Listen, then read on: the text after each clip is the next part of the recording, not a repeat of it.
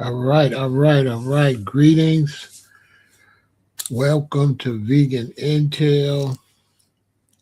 And this is another edition of today's teas. And today I'm going to be trying cat's claw tea.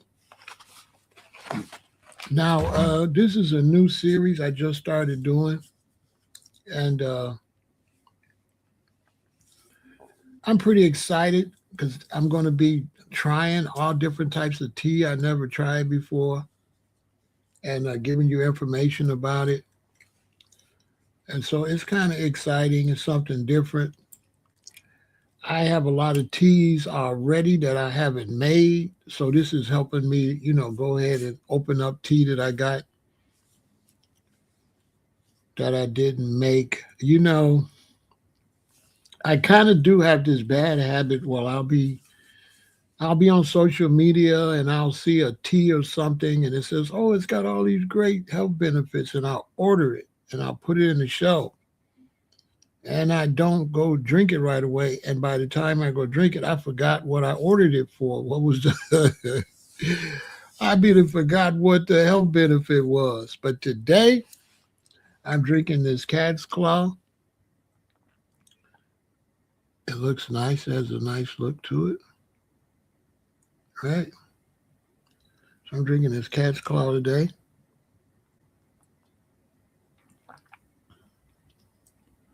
It's pretty tasty. I always use maple syrup. It's not bad. Now, my other episodes, I made one mistake. I should have read the actual package. Duh. So this is the first time we're going to read the package and see what they say. And then I'm going to talk about my information that I saved to see what the difference is. Okay, so essential and supporting nutrients. Cat's claw contains phenolic acid, alkaloids, and tannins, and other antioxidant and anti-inflammatory compounds, which are believed to be responsible for its health benefits. The herb has been traditionally used to support the immune system, decrease inflammation, relieve pain, and fight infections. Modern science is validating some of these uses. Abundant history. The name of the herb is derived from the hook-like thorns that resemble cat claws. Even though it's been used by indigenous people as a folk medicine for centuries, cat's claw was not discovered by the Western world until the 1970s. Can you believe that? What's going on? Famo, good to see you. More power. So,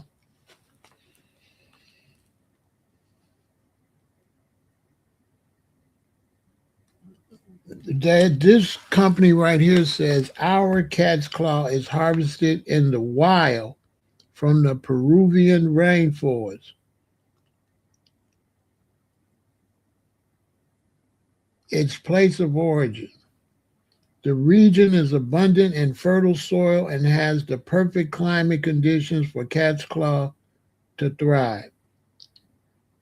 To maintain its unique properties, cat's claw is first manually wild crafted, then organically dried and cut. The resulting loose tea is easy to brew and packed with beneficial compounds.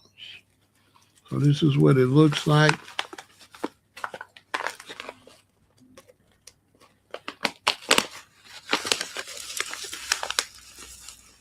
That's what it looks like.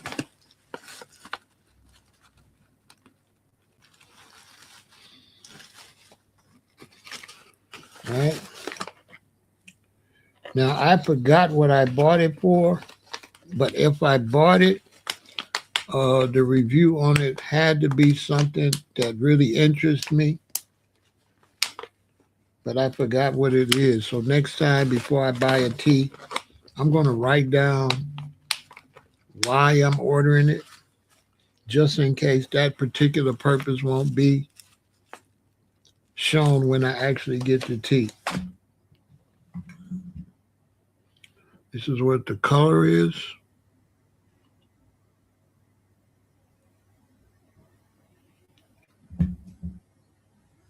And with a little maple syrup, it's tasty. It's definitely a good way to make sure you stay hydrated.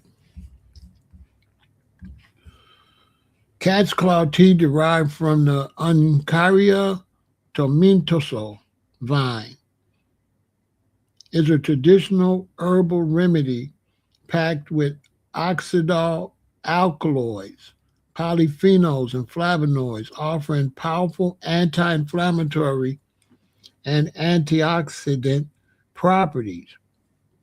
It is primarily used to boost the immune system, alleviate joint pain from arthritis, and support digestive health.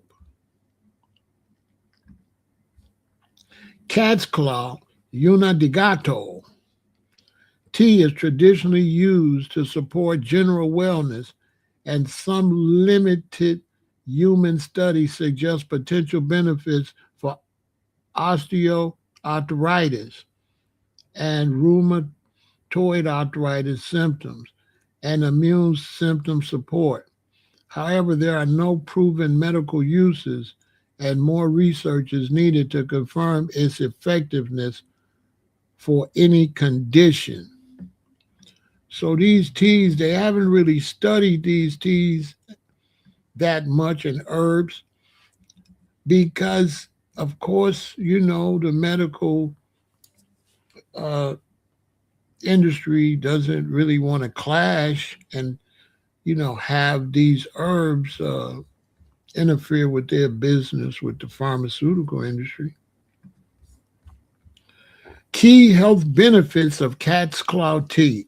Immune system support. It is known to stimulate the immune system by increasing white blood cell production, helping the body fight infections and viruses. Whoa. Joint pain relief. Studies show it can reduce discomfort and stiffness in people with osteoarthritis and rheumatoid arthritis by reducing inflammatory cytokines. Anti-inflammatory and antioxidant action. It helps neutralize free radicals, reducing systemic oxidative stress, and has been used to treat inflammatory conditions like gastritis. Whoa. Digestive health. It is believed to aid in repairing the intestinal lining and alleviating digestive issues. Potential anti-cancer properties. Some research suggests it may inhibit the growth of certain cancer cells, though more studies are needed. So they say it could actually help the growth of cancer cells, stop them, kind of inhibit them. Interesting. It's a powerful herb. Here we go. Part two of the potential benefits. Potential benefits based on traditional use and limited studies. Joint health. Small studies have suggested that cat's claws extract may modestly reduce pain and stiffness associated with osteoarthritis of the knee and a number of painful swollen joints in people with rheumatoid arthritis when used alongside conventional medications. This is attributed to its anti-inflammatory properties. Now, as far as used alongside conventional medications, make sure you check with your doctor on that one. You can't, you have to check with your doctor because what type of medication? You don't want this to be something that lowers your blood pressure and you're already taking something to lower your blood pressure. So always check with your physician with these herbs and these teas to make sure they don't clash with your medicine or won't cause you no problem. Immune system support. The active ingredients, oxidol alkaloids, are believed to modulate the immune system, potentially by increasing white blood cell activity and enhancing DNA repair. Wow. Antioxidant property. Cat's claws contain compounds like flavonoids and polyphenols that act as antioxidants, helping to protect cells from damage caused by free radical and oxidative stress. Digestive health. It has a history of traditional use for treating various gastrointestinal issues and inflammatory disorders. Blood pressure. Some in vitro and animal studies suggest it may help dilate blood vessels and lower blood pressure, but clinical studies in humans are lacking. Interesting. Digestive health. It has a history of traditional use for treating various gastrointestinal issues and inflammatory disorders. Blood pressure. Some vitro animal studies suggest it may help dilate blood vessels and lower blood pressure, but clinical studies in humans are lacking. Important precautions.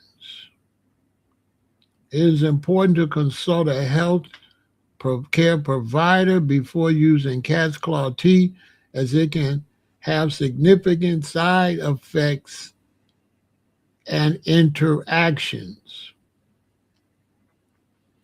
Pregnancy and breastfeeding should not be used by women who are pregnant or breastfeeding as it may be unsafe.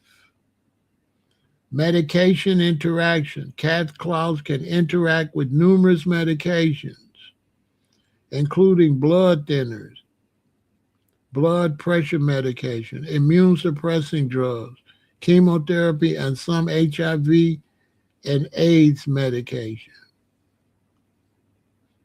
Autoimmune conditions. People with certain autoimmune conditions like lupus should use caution or avoid it as it may stimulate the immune system. Potential side effects may include nausea, diarrhea, stomach discomfort, headaches, and dizziness. As with any herbal supplement, quality and potency can vary, and it is not tightly regulated by the FDA. I have more caution tips. We're going to see if it's the same thing. Yeah, pregnancy, lactation. It should be avoided by pregnant or nursing individuals. Medication interaction. It may interact with blood thinners, blood pressure medication, or immunosuppressants. Side effects. While generally safe, some may experience mild side effects like headache, dizziness, or stomach upset. Disclaimer, once again, consult a healthcare professional before starting any herbal treatment. Now, I'm not doing an herbal treatment, I'm just drinking tea. And so, somebody could advise you to do some type of herbal treatment. So I would be careful with that. But at the same time, I guess drinking it, even even without you trying to make it a herbal treatment, I guess it is a herbal treatment. It is generally advised that the following groups of people should avoid or limit cat's claw. And I can't read this part enough because YouTube wants to make sure that any advice I give my viewers, they always get the safety precautions. So once again, pregnant or breastfeeding women, cat's claw is not considered safe to take during pregnancy or breastfeeding due to a lack of safety information. So they haven't done enough research on it for them to tell you that it's safe to take it under those situations. People with certain medical conditions, those with bleeding disorders, autoimmune disease, kidney disease, leukemia, problems with blood pressure, or who are awaiting surgery should avoid cat's claw. Exactly. Because you don't want nothing that's going to die, make your blood where you bleed out. You know what I'm saying? It can increase your blood flow, but you might not want your blood flow increased if you got to go in surgery. They might not be able to stop the bleeding. They might have some problems stopping the bleeding based on the herb. People taking certain medication, as cat's claw may interfere with some drugs, such as those for blood pressure, cholesterol, cancer, and blood clotting. You should speak to your doctor before taking it. The lack of safety evidence means that you should always use cat's claw with caution. So they're saying that there's not enough research on this herb for you to take any chances if you have any type of medical condition. You know, don't take no chances. That's what they tell you. Don't take no chances. Make sure you're healthy. You know what I mean? And for me, my advice with tea is, just drink a different one every day, or, don't drink no particular tea no more than like 2 days. I wouldn't advise just drinking the same tea for like a week or nothing like that. You know what I'm saying? So, I'll drink it today. Tomorrow, I might not drink no tea at all. But when I do drink some tea, I'll change it. I won't run it back to back to back to back to back the same tea, because the main thing is whatever it's going to do, it's going to do when you drink it the first couple times. So now it's be best to drink something different so you can get a different reaction. So, another day you might want to drink juices. You might want to drink juice. You might want to drink cranberry juice, or you might want to drink grapefruit juice, or you might want to drink orange juice. So you want to change up your liquids, because variety is the spice of life. So the more things you run through the body, the healthier the body is.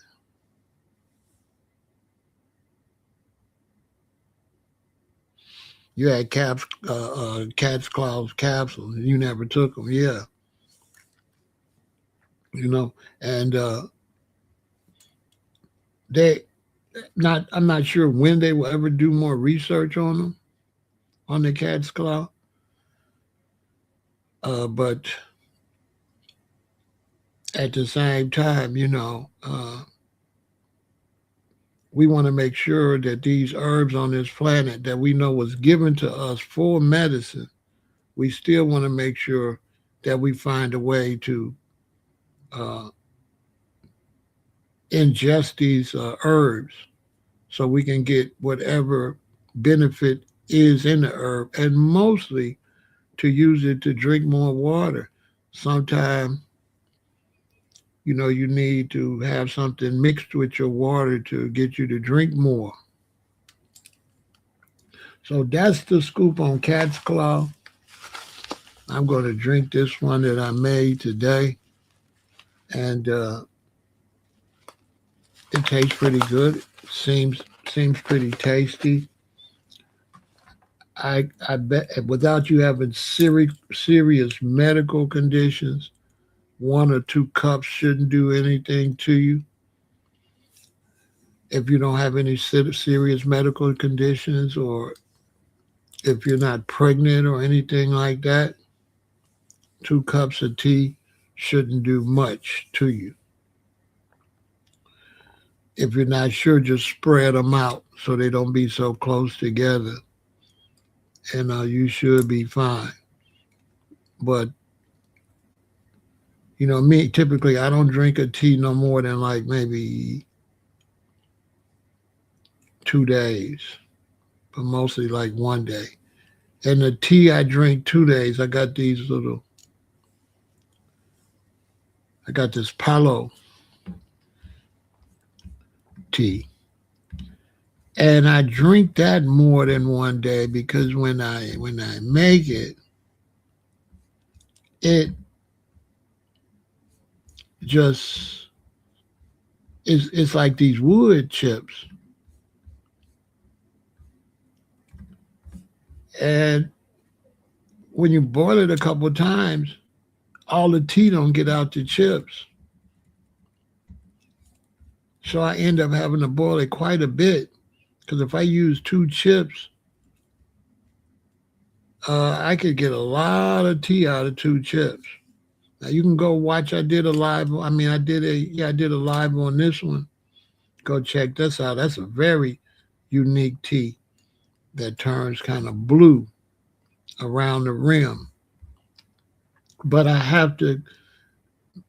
don't be want to throw the wood out because there's still more tea in it.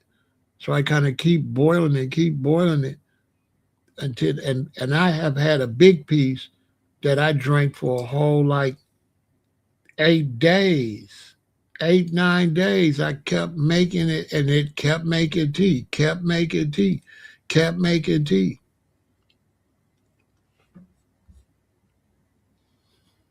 And so sometime in my soursop leaves, I always end up boiling them at least 3 times because as long as I see the coloration coming out of the leaves, that means there's still tea in it. I don't want to just throw it out. So my soursop leaves, I put like 3 leaves in there and make it. I get 3 or 4 pots out of that. And on the last one, if it starts to look light, I'll take like a half a leaf and put it in there just so it get a little darker, and then make that one, and then I'll throw them out. And once I throw them out, I don't make no more soursop tea after that. I'll change to a different tea. So yeah, it's tasty. I use maple syrup. It's not vegan, but it's vegetarian, so you could use honey if you're a vegetarian. In some cases, us vegans, we will use honey medicinally, right? Because there's, the ideology. Some people feel like animal byproducts, is just like almost eating the animals. It's an animal thing. I don't really look at it like that. Uh, People say that honey is bee vomit and all that, but you could look at honey as bee vomit if you don't look at nature and look at it that the bee is actually like a factory that makes honey. So it depends on how you look at it. The bee could be a living factory, a living producer of honey, just like the pollen is delivered by different animals and stuff, or we wouldn't have a lot of fruits and vegetables. I mean, especially fruits without the pollen. And certain plants like cannabis, it has to be pollinated in order to get seeds. So that's just a matter of how you look at it. I'm a vegan, but I do use honey on rare occasions, like bee bread. I've been making bee bread, and that's where you take the honey and take the raw honey and you put the bee pollen in the raw honey in a jar. Then you keep turning it upside down until it all turns dark, and then And then it turns to honey where the pollen dissolves into the honey, and that's called bee bread. It's really good if you're working out and stuff like that. But a lot of vegans don't use stuff like that. There are different philosophies with veganism. And the animal rights vegans, they don't really want to use anything from an animal, which I respect that. You know what I'm saying? So that's what's going on with that. Make sure you check that out. And like I said, make sure you check with your doctor before you use cat's claw. If you got any questions, I'll take some questions before we go. Make sure you support the channel. And what's your favorite tea? Put it in the chat. Like, what's your favorite tea that you consume? What other tea do you want me to talk about? If you have any. If you do, you put it in the chat and I will look into it and I will go out and get that tea.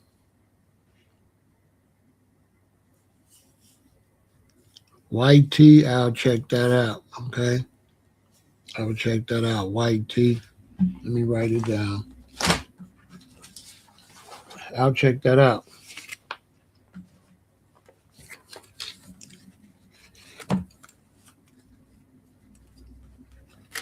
What's a good tea for someone who doesn't drink any?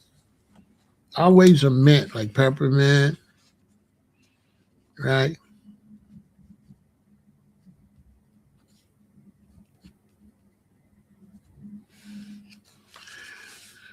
Peppermint is a good one, Quaylen. Like right now, when it gets cold out, I would advise peppermint. It's going to help you breathe better. It's going to help cut that mucus. It's tasty. So yeah, peppermint is a good one. Spearmint is a good one. Yeah, but peppermint, seeing that you're in Indiana, peppermint is a great one. You know, and we're not to spring yet, so if it gets 30, below 30, 20, that's an excellent one. Another one for men, ginseng. Ginseng is a good one. That's going to help with your testosterone. That's going to help. Ginger is another really good one for cold weather and for your testosterone. The ginger is going to help you sexually, that's for sure, just by helping your blood flow. So if you're working out, or if you got a loved one that you want to really satisfy, ginger could help with that, with the blood flow. So for men, ginger is definitely one. And the good thing about ginger is you don't got to buy the tea bags. You could buy the raw ginger, and you could just cut a piece of that ginger and put it in the boiling water, and you will have some really fresh, strong ginger tea, better than dry. You know what I'm saying? Yeah, ginger. As a matter of fact, that's probably what should be the next one I should make. I should make some raw ginger tea. That'll be interesting. Right. So if you're watching this, for everybody that watches this, go in the comments. Let me know your favorite tea. Let me know your favorite tea. Let me know which tea you want me to talk about and do an episode on.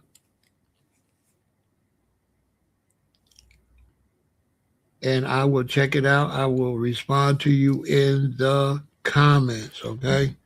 Stay positive, and drink to live. You know? Drink to live. All right, if you want to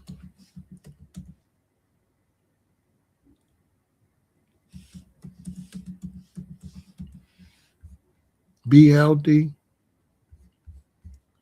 You want to take care of yourself. We always talk about eat to live, but drink to live is also very important.